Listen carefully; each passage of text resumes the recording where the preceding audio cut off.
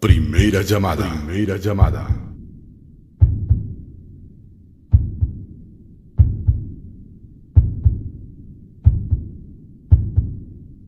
Segunda llamada. Segunda llamada.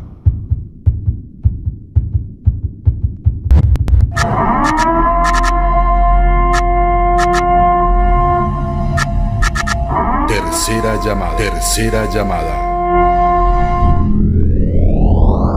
10, 9, 8, 7, 6, 5, 4, 3, 2, 1. Comenzamos. Televisa presenta.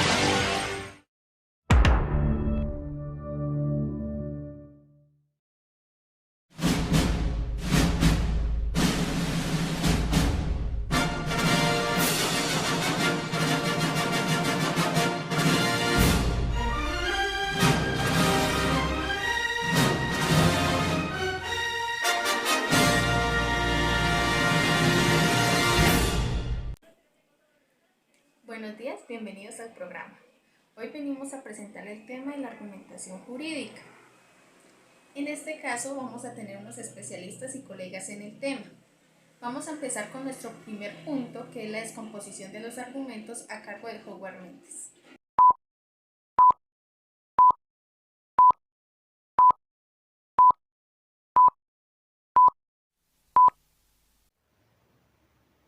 ¿Qué tal amigos? Buenos días. Estamos en una entrega más de su magazine Argumentación Jurídica.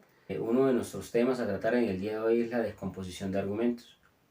La descomposición de argumentos resulta importante dentro de la argumentación jurídica precisamente porque nos permite realizar el ejercicio dialéctico, esto es, el ejercicio de contradicción a esas pretensiones de los intervinientes o del interviniente o de la defensa dentro de una audiencia oral, bien sea en materia penal o en las distintas especialidades del derecho. Entonces, por eso vemos que estos elementos de la argumentación jurídica tienen o guardan mucha relación con la oralidad que hoy día estamos viviendo dentro del ordenamiento jurídico colombiano, que, como ustedes bien lo saben, no solo se está dando en materia penal, sino también en las demás especialidades civil, agraria, comercial o administrativa. Entonces, el abordaje que haremos de la descomposición de los argumentos se hará desde el punto de vista del procedimiento penal con tendencia acusatoria, tal y como pues la biografía que hemos utilizado para ello es la que obviamente ha establecido para tal fin la Fiscalía General de la Nación a través de esas capacitaciones académicas que ha impartido a sus funcionarios como tal.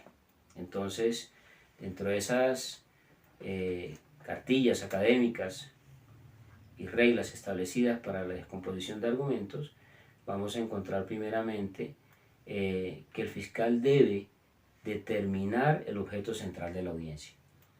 Si el fiscal, como obviamente ente persecutor de la acción penal, no tiene clara la audiencia en la que va a debatir, muy seguramente va a cometer impertinencias, imprudencias a la hora de realizar su intervención y a la hora obviamente de recurrir cualquier decisión que se dé dentro de ella.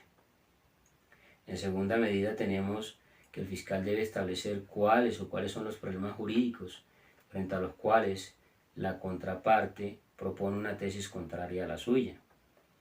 Paso a seguir dentro de la descomposición de los argumentos tenemos el de identificar las premisas expresas o tácitas que sirven de soporte a las conclusiones principales o secundarias. La Fiscalía debe tener claro que efectivamente aquí las premisas en los cuales el interviniente o la defensa soporta su argumento deben tener efectivamente soporte con lo concluido por esa contraparte. Desde luego que si no se encuentran debidamente identificadas con las conclusiones a las que arriba la defensa o el interviniente, lógicamente pues no estamos frente a un argumento sólido. Vamos a verificar si cada una de las afirmaciones relevantes del otro interviniente está debidamente soportada. Es evidente que dentro de un argumento las premisas a las que yo hago alusión como interviniente o defensa, la Fiscalía debe identificarlas claramente, que éstas efectivamente tengan soporte, que estén soportadas, de lo contrario, en igual medida, como lo dijimos anteriormente, no podemos hablar de un argumento, porque las premisas efectivamente no se encuentran identificadas plenamente con lo concluido. Entonces es en este momento donde la Fiscalía interviene en ese ejercicio dialéctico al que nos hemos referido para atacar precisamente esa falencia del argumento. Tenemos como sexto establecer si existe conexión lógica entre las conclusiones principales o secundarias y las enunciadas y los enunciados que se presentan como su respaldo. Cada una de las conclusiones principales o secundarias y los enunciados que se presentan como su respaldo deben tener obviamente un nexo de conexidad, precisamente porque ahí el fiscal claramente podrá evidenciar dentro de la descomposición de argumentos que hace de esas conclusiones esbozadas por la defensa o por el interviniente, tendrá entonces la oportunidad para atacar dichos argumentos.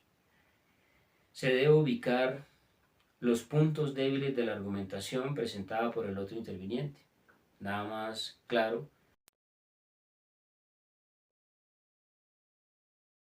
A continuación presentaremos el tema de la utilización de los argumentos inductivos en las audiencias preliminares. A continuación, nuestra especialista Paula Contreras nos va a especificar más a fondo el tema. Buenos días, hoy les vengo a explicar la utilización de los argumentos inductivos en las audiencias preliminares. Primero que todo voy a explicar qué es un argumento. Un argumento es un conjunto de enunciados relacionados entre sí que son denominados premisas.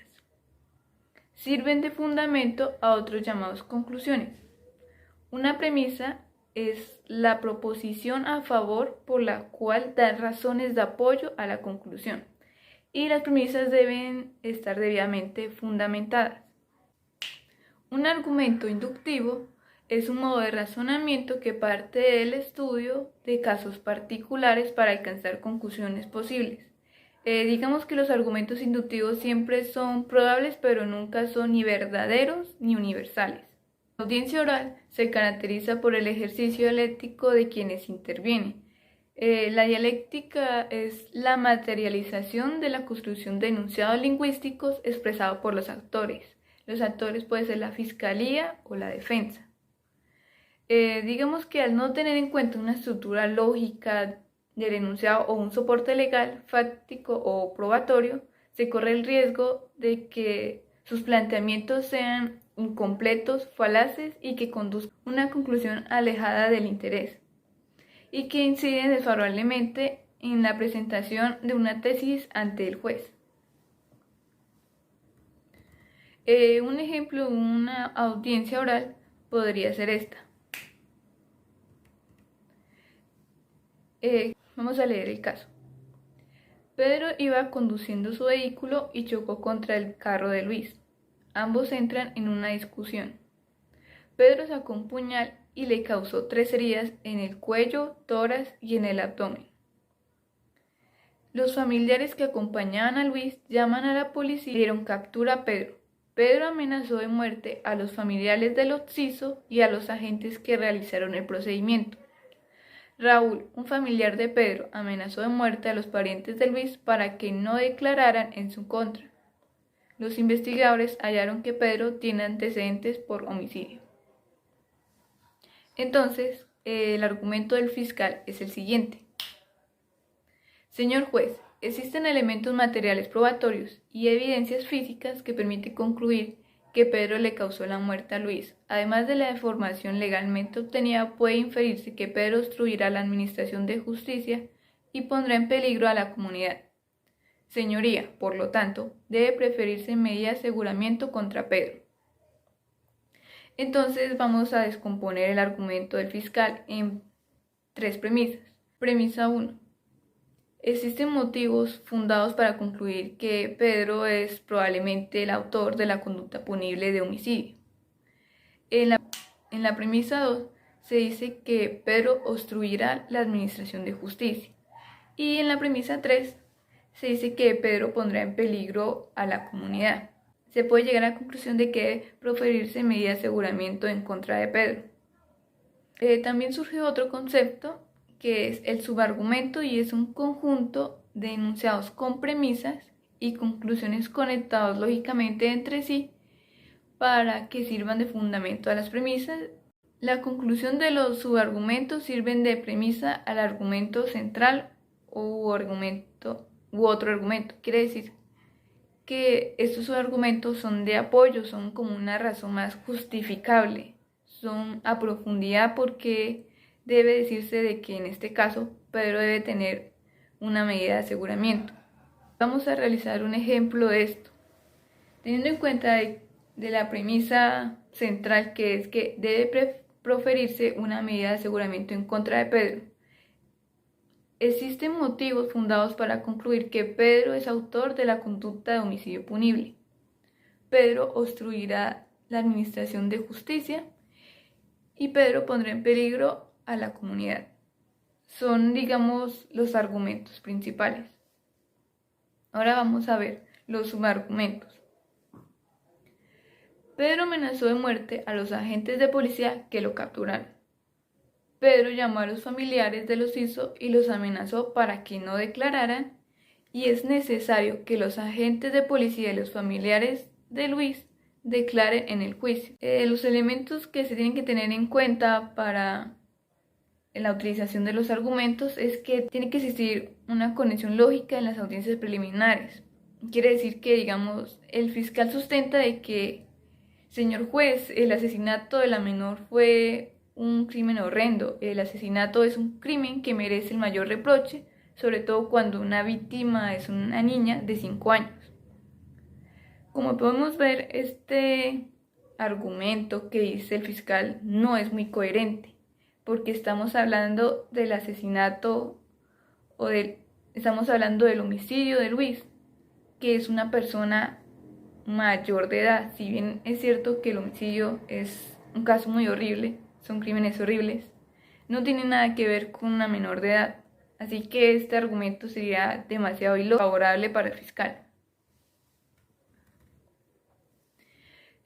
Otro elemento es que la ubicación de los problemas jurídicos en las audiencias preliminares. El fiscal debe establecer cuáles son los problemas jurídicos concretos que deberá abordar en la diligencia. Debe prepararse puntualmente para argumentar y tener pruebas para afrontarse a los problemas jurídicos que están definidos en la ley y a los problemas que surgen durante el debate de la audiencia. También debe conocer los precedentes jurisprudenciales para tener mayor apoyo. La presentación de la argumentación. El fiscal debe suministrarle al juez todos los datos del caso relevantes de manera clara y ordenada. Es conveniente de que el fiscal así lo establezca para centralizar el objeto de la diligencia y delimite los problemas jurídicos inherentes al debate, para evitar que se desvíe el tema de discusión principal. Primero se debe identificar el problema jurídico. El contraargumento que se vaya a realizar debe demostrar que la solución ofrecida por la Fiscalía es la más razonable. Para descomponer un argumento se tiene que descartar todo aquello que no haga parte de la argumentación, como dijo el compañero Howard. Se debe identificar las premisas explícitas y tácitas que son las que no tienen ninguna relevancia. Pueden utilizar técnicas específicas de argumentación en audiencias preliminares. La más usada esta es el dilema, que es una técnica argumentativa orientada a poner a la contraparte en posición de tener que aceptar una de dos posibilidades, las cuales conducen a una misma conclusión. El dilema adecuadamente utilizado suele ser una herramienta argumentativa muy fuerte. Normalmente esta es la que más se utiliza. Bueno, ahora tenemos otro colega que nos va a hablar sobre la argumentación en el juicio oral, a cargo de Wilson Rosa. Muy buenos días. Me tocó el tema de argumentación jurídica en el juicio oral. Un tema muy importante para todos nosotros, estudiantes de Derecho, que muy seguramente muchos de nosotros vamos a litigar y vamos a estar allí defendiendo a personas. Entonces, arrancamos diciendo que la naturaleza actual de nuestro sistema penal acusatorio obedece a un debate donde los sujetos procesales, fiscalía y defensa deben tener una especial preparación en su rol. Sin embargo, yo no solamente digo que defensa y fiscalía, yo digo que hay que hablar de las tres partes, porque si nos encontramos nosotros aquí representando un demandado, es una cosa, y si estamos aquí como fiscalía, es otra cosa, y si estamos aquí defendiendo un demandante o representando un demandante, es otra cosa, ¿verdad? Entonces, lo importante es que las tres partes tienen que tener una buena técnica de argumentación que requiere que desde la entrevista hasta las técnicas de interrogatorio y contrainterrogatorio tengan una buena relación lógica de argumentos que se encaminen a probar y demostrar su teoría del caso sobre los hechos objetos de investigación. ¿Sí? A ver, por otro lado, y no menos importante, tocamos el tema de la oralidad, que se resume básicamente en que toda la actuación procesal, solicitudes, peticiones, memoriales, recursos, objeciones, pruebas y demás que se realicen ante el juez de conocimiento deben hacerse bajo los principios de inmediación y controversia en el juicio oral. ¿Sí? En nuestro sistema penal acusatorio es pertinente que el litigante, primero que todo, planifique y prepare todos los detalles en su actuación procesal, con lo que va a ir al juicio, teniendo en cuenta que se presentan complejidades inesperadas en el desarrollo del juicio oral, por lo que esta preparación debe ser estricta y debe haber recursividad en las habilidades argumentativas. ¿Sí? Bueno, ahora bien, cabe mencionar que el uso de los argumentos inductivos parten de premisas específicas para formular una conclusión general y los argumentos deductivos parten de unas premisas generales y arriban a una conclusión específica. Sirven como una herramienta de persuasión. Es allí que tenemos que tener cuidado. Un ejemplo, que nos hablan de pronto, estamos nosotros defendiendo a nuestro cliente y dicen que dicho cliente, que nuestro cliente le han hecho algunas grabaciones. Entonces es allí que nosotros podemos alegar, ¿sí? Diciendo que en el artículo 15 de nuestra Constitución Nacional, allí habla de que toda prueba ilegal es una prueba ilícita. Si se recaudó de forma ilegal, es una prueba ilícita. ¿Sí?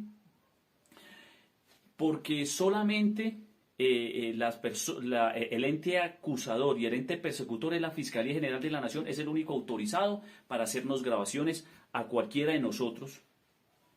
Pero si de pronto estas pruebas se realizaron por parte de la Fiscalía, entonces solicitamos que se le haga, sean pasadas por un experto forense en informática jurídica, que es allí donde él determina si estas pruebas no fueron adulteradas, ¿sí? Esto si estamos nosotros representando un demandado, ¿verdad? También cabe aclarar que el ente persecutor es la fiscalía, como lo decía anteriormente, ¿sí? También tuve la oportunidad de leer una sentencia, ¿sí? La sentencia C-106 del año 2010, donde hablan de que una persona, ¿sí? Una persona fue capturada por un porte de arma de fuego de uso privativo de las fuerzas militares, ¿sí? Y esta persona efectivamente la capturaron y la condenaron, ¿sí? Pero ¿qué pasó? Que el abogado de este personaje, ¿qué hizo? Él solicitó un peritaje a esta arma y efectivamente, ¿qué se encontró? De que esta arma sí era un arma de fuego de uso privativo de las fuerzas militares, pero era una arma que no servía, era un arma que no disparaba, mejor dicho. Entonces, hay que tener en cuenta hasta eso, dependiendo en las situaciones donde estemos, si estamos como fiscalía, si estamos en la izquierda como representando un demandado o si estamos en la derecha representando un demandante, ¿verdad? Por otro lado, adentrándonos más en las etapas del juicio oral, las cuales requieren que los intervinientes en el proceso preparen las técnicas de argumentación, de acusación y de defensa idóneas, donde esto tenga estrategias con lógicas relevantes, ¿sí? Por lo que se hace necesario también hablar acerca de los segmentos principales del juicio oral y el manejo debido de la argumentación en cada uno de ellos. La teoría del caso debe ser una sola, lo que quiere decir que la argumentación jurídica debe constituirse en una herramienta con la que mejore su exposición, que debe tener presupuestos lógicos, técnicos y creíbles. En lo que tiene que ver con los interrogatorios, ¿sí? Es importante prever los temas que se van a obtener por medio del examen de los peritos y los testigos de cargo y de descargo, dependiendo del rol de las partes, como anteriormente lo decía, dependiendo en la parte donde nos encontremos. Por lo que éstas deben preparar a sus testigos. Nosotros debemos preparar a los testigos para los interrogatorios, implicando tener un conocimiento previo de la personalidad, actitudes y capacidades, ¿sí? Entre otros elementos que mejoren la intervención del testigo, de manera que acredite el conocimiento sobre los hechos, los cuales serán narrados por éste ante el juez, de manera que transmitan credibilidad y sirvan como apoyo a la teoría del caso de cada una de las partes, ¿sí? Hay que familiarizar al testigo con las evidencias físicas que tengamos nosotros, ¿sí? Por otro lado, con respecto a los contrainterrogatorios, la parte contraria debe tener preparados los temas previstos para dicho contrainterrogatorio, ¿sí? También es importante resaltar que el contrainterrogatorio se funda en la refutación, por lo que es muy importante la preparación del testigo para esta etapa, así como también de la persona que hace las preguntas, pues se debe hacer de forma cerrada, a diferencia del interrogatorio, ¿sí? Es de suma importancia el uso adecuado de las técnicas de argumentación jurídica, a través de los cuales los sujetos procesales, llámese fiscalía o defensa, presentan un discurso que debe ser lógico, sustentable, claro y consecuente con la práctica de las pruebas. En este punto, también podemos decir que la argumentación entra a impugnar o defender los puntos de vista de cada una de las partes con el fin de ganar la voluntad del operador judicial, sin dejar de lado la obligación de éste, ¿sí? De esto trata, según lo contenido en el artículo 162 de la Ley 906 del año 2004. Y ya para concluir, cabe resaltar que la oralidad exige el uso de la argumentación como herramienta que permite mejorar el desenvolvimiento en el juicio oral e incluso en todas las áreas del derecho, ¿sí? Como por ejemplo, la argumentación nos sirve no solamente para los procesos penales, también nos sirve para los procesos civiles, administrativos, laborales y en lo contencioso administrativo. Cabe resaltar que una buena argumentación es muy importante, y más en todo esto donde ahorita los juicios vienen siendo mixtos. Hay una oralidad y hay parte que es escritura. Entonces, cuando nosotros tenemos una buena argumentación, sabemos que podemos ganar cualquier proceso o cualquier demanda. Sí, si tenemos una buena argumentación escrita y si tenemos una buena argumentación oral, créame que nos va a ir muy bien.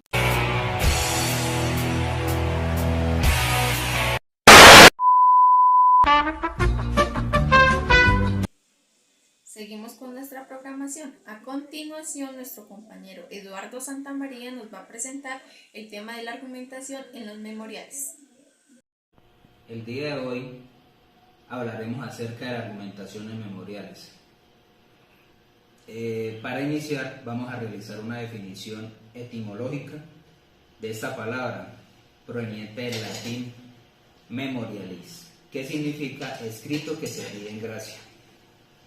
Seguidamente vamos a hacer una definición acerca de la palabra memorial, que es un documento o un recurso que un grupo de personas se dirigen a una autoridad pública o privada con el fin de pedir o suministrar un beneficio colectivo. Acerca de esto, la Constitución, como norma de normas, en su artículo 23 consagra el derecho de petición. Este derecho está inmerso pues para todas las personas del territorio colombiano, incluyendo los niños. Pueden suministrar o realizar un derecho de petición. Recordemos que la Constitución nos proclama como un país, un Estado social de derecho, en el cual nos garantiza todos los derechos fundamentales que rige nuestra norma.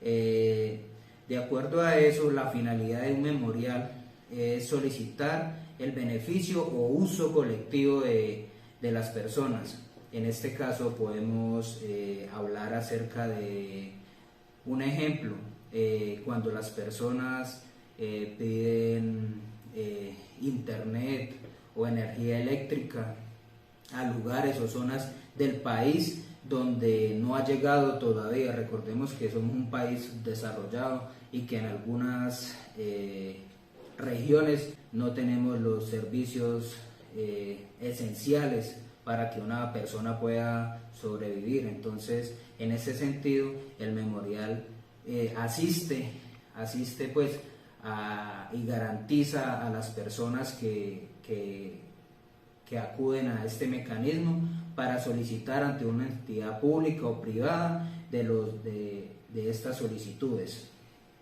Como sabemos, el memorial tiene unas partes, entonces vamos a integrarlas, a identificarlas para el desarrollo de este tema, ¿sí? Entonces, primero, las partes de un memorial consisten primero en la sumilla, es una síntesis de lo que se va a pedir.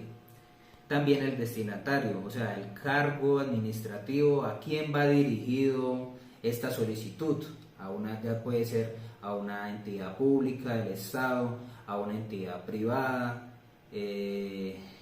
a un banco, a cualquier organización o empresa pública o privada, ¿sí? Los datos generales de los solicitantes, o sea, la identificación de las personas, del grupo de personas que va a requerir esto a esta entidad.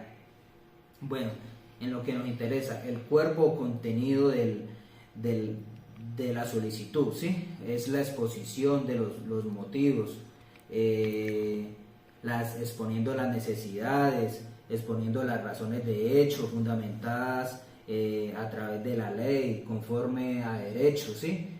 Tiene que ser muy bien argumentada y de acuerdo pues a los artículos que rigen la Constitución, de acuerdo a la ley, ¿sí? El remate o frase final es lo que uno quiere alcanzar, ¿sí? Como la gracia que uno espera. El lugar y la fecha de los hechos. Esa también puede ir al inicio del memorial. Por último, muchachos, debemos tener en cuenta que para los firmantes de un memorial deben ser mayores de edad.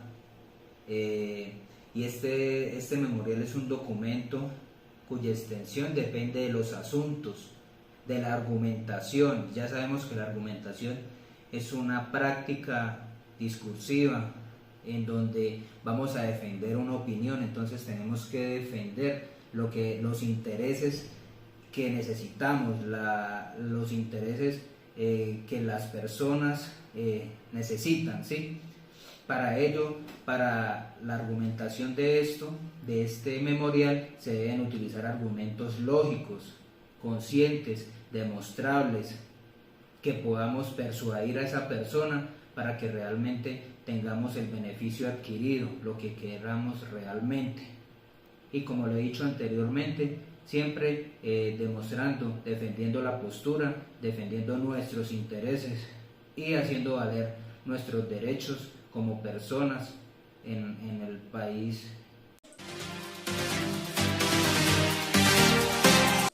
Y para finalizar tenemos otra invitada, a Valentina Castro, quien nos irá a hablar sobre las máximas de la experiencia y la utilización de los argumentos. A continuación hablaremos sobre las máximas de la experiencia.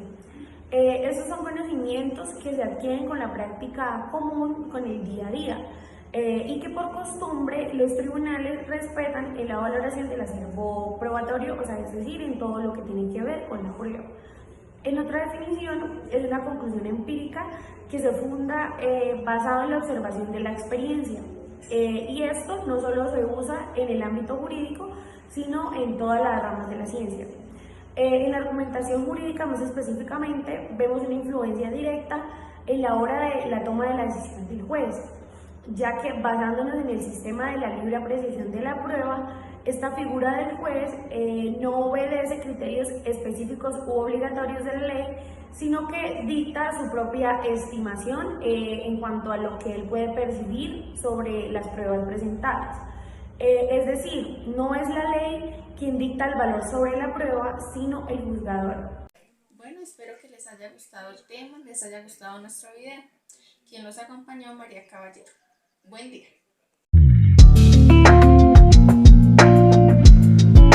Bien, se acabó. El desenlace, el final feliz, el gran final. ¿Se acabó? ¿De veras? Bueno, Pumba, si son los finales, vienen al final. Oh, ¿podemos verla otra vez? Pumba, acabamos de verla. Tal vez mañana. Chicos, ¿qué están haciendo? ¡Ah! No me dijeron que iban a ver la película. También quiero verla. Mamá, ya terminamos. La función acabó. Pues tienen que regresarla al principio. ¡Ma! ¡Tío Max! ¡Vamos a ver la película! Ah, no. ¡Hey, traje las palomitas! Oigan, ¿están viendo la película? Toda historia valiosa debe contarse 2 veces. ¿Y ahora qué? Con permiso. Con permiso. Con permiso. Con permiso. Con permiso. Con permiso. Fuera de aquí. ¿Y estos quiénes son? Oigan, sentados. ¡Cielos! ¡Aloha!